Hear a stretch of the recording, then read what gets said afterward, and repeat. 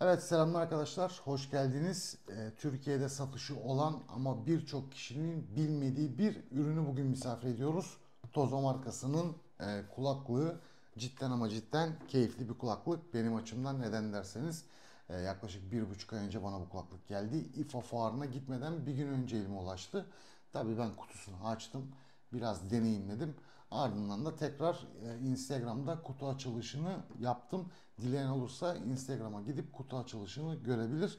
Kutumuz bu şekilde geliyor. Ön yüzünde kabartmalı bir resmimiz var kulaklığımızın. Ve de ayrıyetten arkada da zaten kulaklığımızın gördüğünüz gibi özellikleri yazıyor. 5 farklı rengi var. Siyah, yeşil, mor, mavi ve de pembe şeklinde. Bendeki siyah modeli. Peki kutumuzu açtığımız zaman bizi ne karşılıyor? Gördüğünüz gibi burada yaklaşık 1 metreye 3,5'tan 3,5'a bir kablomuz. Ayrıyetten de A'dan C'ye bir şarj kablomuz var. Bunun haricinde başka bir şey çıkmıyor. Kulaklığımız plastik bir gövdeye sahip. Gördüğünüz gibi kırılabilir yapıda. İstediğiniz gibi rahatlıkla taşıyabilirsiniz. Bütün her tarafı plastik. Burada da gördüğünüz gibi bir pedimiz var. Kafamızı rahatsız etmesin diye ve de ayrıyetten gördüğünüz gibi kulağımızı kaplayan petlerde yani süngerlerde suni deriden ama gayet temiz, herhangi bir sıkıntı da yaratmıyor. Kulaklığımız yaklaşık 450 miliamper bir bataryaya sahip. Bu da yaklaşık 60 saatlik bir pil ömrü sunuyor. Ama şöyle bir artısı var.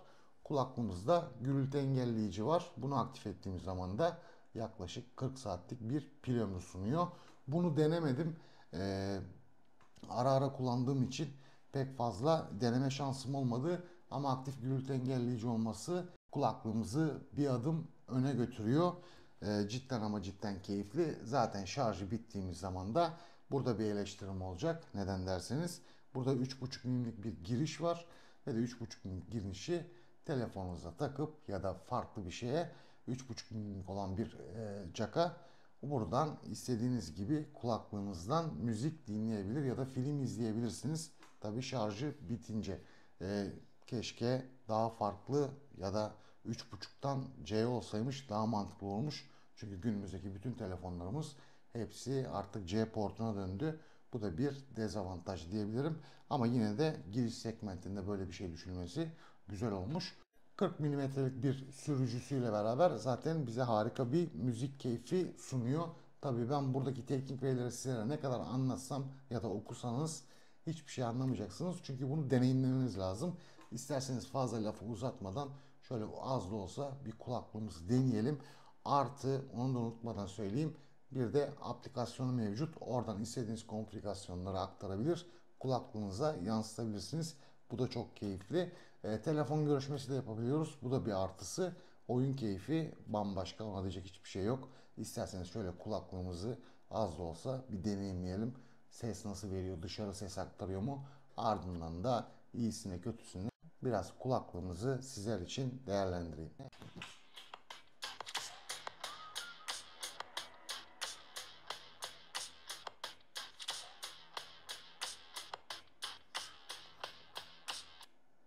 Yani bas mükemmel.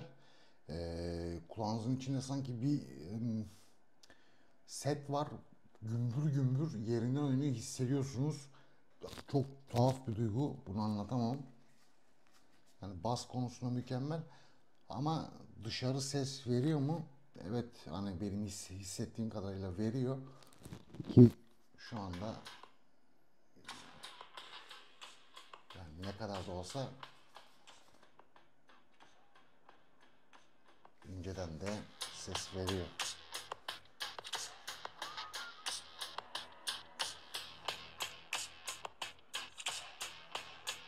Şöyle bir farklı müzik daha bakalım.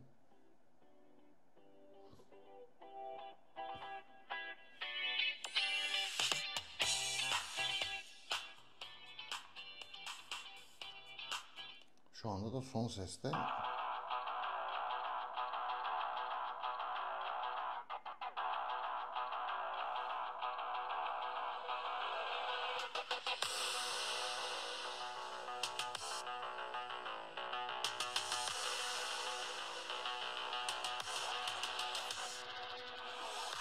O zaman kulaklığı takarak dinleyeceksiniz.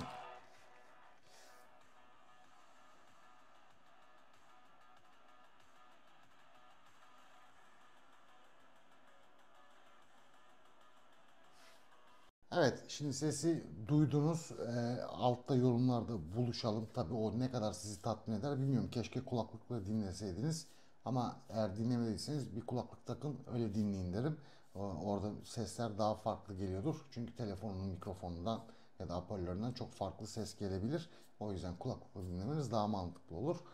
Şimdi giriş segmentinde böyle bir ses veren artı aktif görüntü engelleyici olması ve de bir artısı da aplikasyon olması cidden ama cidden muazzam bir şey.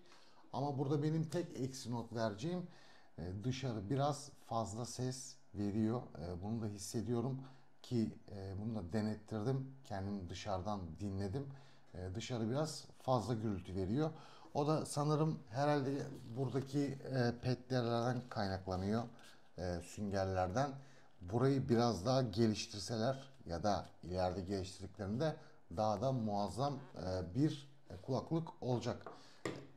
Çok kulaklık denedim. Biliyorsunuz çok videolarım var. Hatta videonun sonunda kartlardan da bakabilirsiniz. Oraya koyacağım şeyi.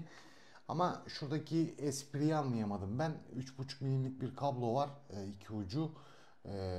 Dilerseniz şarjı bittiğinde kullanacaksınız. Ben şimdi iPhone kullanıyorum. Buna dönüştürücü almam lazım. Ama iPhone biliyorsunuz dönüştürücüleri kabul etmiyor. Bu artı bir sıkıntı. Bu A'dan C'ye kabloyu zaten hiçbir zaman kullanmayacağız. Çünkü ben iPhone'un kendi şarj aletiyle şarj ettim. Herhangi bir sıkıntı da yaşamadım. Yaklaşık hemen hemen bir 45-50 dakikada da rahatlıkla full doluyor. Hatta bunu en son geçen hafta mı evvelsi hafta mı ne şarj ettim. Pili de gayet güzel dayanıyor. Ses konusunda hiçbir şey diyemeyeceğim. Aktif gürültü engelleyici evet var ama ne kadar tatmin eder o da kişiden kişiye değişir.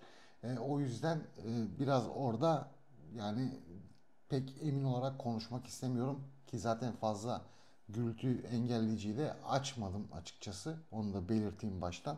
Bir uçaktayken biraz şey yaptım.